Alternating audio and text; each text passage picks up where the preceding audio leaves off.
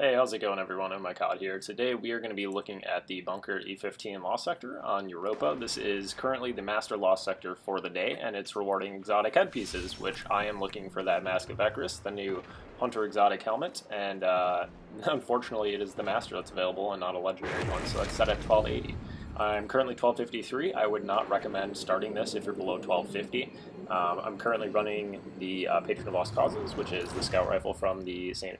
14 season. I'm running Ariana's Vow, and then the Falling Guillotine. I have Stasis subclass with 2 fragments that give me extra super on frozen kills, as well as bonus damage after freezing targets. And then I've got overload rounds on my scout rifle so that I can stun overload champions, loosen blade, and basically charge with light perks, and just don't even bother, just please ignore the Orpheus rig. That is just because it's my highest level boots right now. I know it does not pair with the Stasis subclass.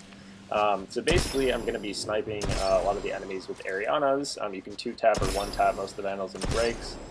Clearing them out in this first part is going to be the most helpful. There is an Overload Captain. I saved him for last, kind of just stunning him to get him out of the way. Basically clearing the room of all the red bars first and then focusing on the captain.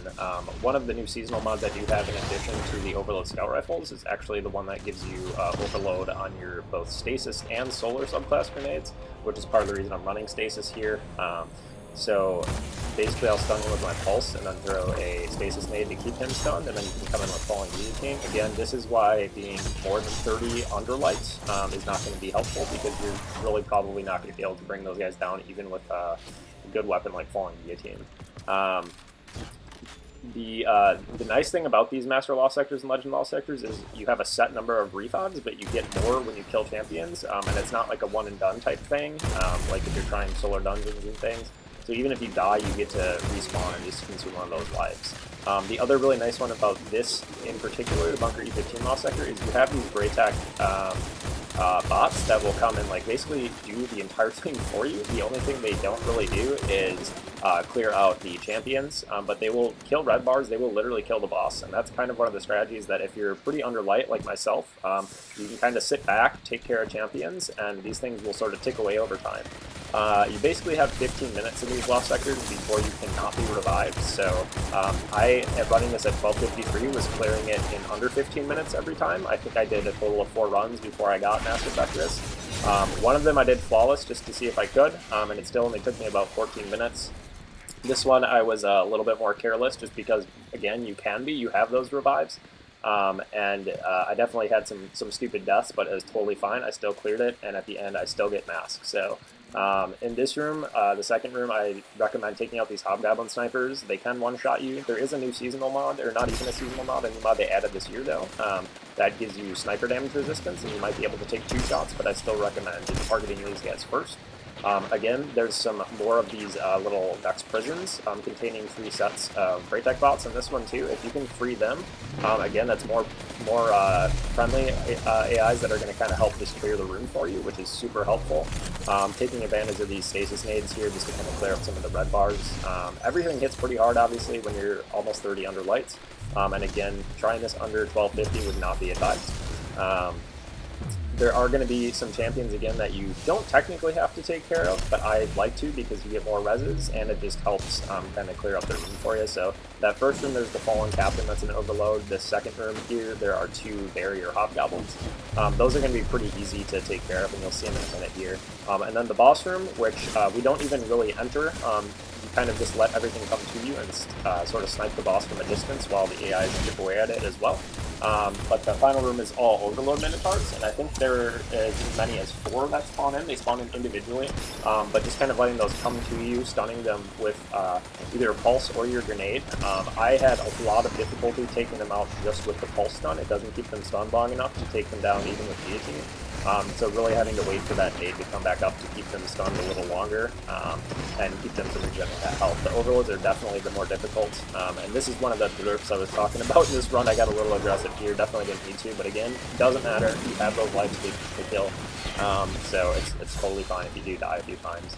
And it took me, I think, 2 or 3 runs before I actually was able to clear this, just kind of figuring out strategies and things. So just take your time, chip away at it. Again, it really doesn't take a whole lot of time. It's not like trying to solo or do like the master ordeal nightfalls or anything. Again, I was completing these runs in under 15 minutes and was fortunate enough to have master drop on my fourth run. But the other great thing about these is that, like the master or grandmaster nightfall ordeals, you do spawn with max ammo, which is huge. And it really makes it a lot easier. You don't have to be conservative at all, especially with the guillotine ammo, so really saving that for the champions is ideal. A few things to notice on this particular lost sector is that the red bars, particularly the infectious goblins, will spawn these like pools that you don't want to stand in because they will kill you pretty quickly, and I think the current modifiers too have it where you don't regen health unless you pick up those things, or it just takes like a minute to trigger health regen. So a few things that make you want to kind of sit back in general. Unfortunately, this particular lost sector is one where you can definitely do that, just because these AI bots, or Clovis bots, or Braytech bots, if you will, basically will kind of clear ads, at least little ones, and then chip away at the boss for you. When you enter the boss room here, this wyvern is one you're going to want to clear out. He's something I have to freeze because he will one-shot you. These wyverns are nasty enemies. Kudos to Bungie for adding those in. They are freaky and they mess you up pretty quickly. And then just kind of clearing the rest of these red bars here will get you to spawn the boss. This is the spot I kind of like to sit because it lets you go back as far as you want in the lost sector. So you can kind of bait the red bars as well as the overload minotaurs that will come. And then in between killing those things and getting more revives, you can sort of just chip away at the boss. That's another reason Ariana's Vow is super good, because this boss is a shielded Hydra, and you can literally just shoot through the shield. Another thing too is obviously if you're running out of ammo and don't want to risk going into the room, that was another careless step. You can always just burn through all your ammo and you'll regen everything eventually if you run out of all your ammo. I didn't have that issue on these really. I was able to kind of run back in and get some special ammo here and there. But yeah, it's kind of just a slow but steady sub 15 run. It's not bad at all. It's definitely farmable if you are over 1250. And I think similarly for the Legend version of this, if it comes up again in future days, which I know it probably will, if you're 1220 at least 30 within the recommended power cap, I would recommend giving it a go. And just kind of being patient with it. If you do not have Ariana's Vow yet, I would recommend using your exotic cipher to get it. It is an incredible gun. I think Addo just did a video on exotics that he would recommend getting, and Ariana's Vow is on top of that list. I have loved this since the first season. I forgot what it was called now. When we first started the seasonal model though last year, and it was I think the first season pass exotic that was available. I've used it pretty much every season as a regular gun in my PvE endgame activities, including ordeals and now these master lost sectors, and it is just such an incredible gun. It's very versatile. Another stupid death, and again, doesn't matter.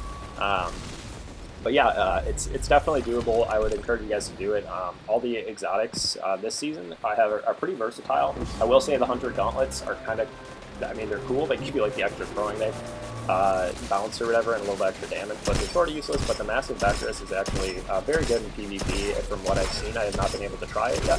That's what I'm going to be doing right after this. And then some of the Warlock and Titan exotics are really good. I think both the Warlock ones and the Necrotic Grips are incredible. I just played my Warlock today just to get those.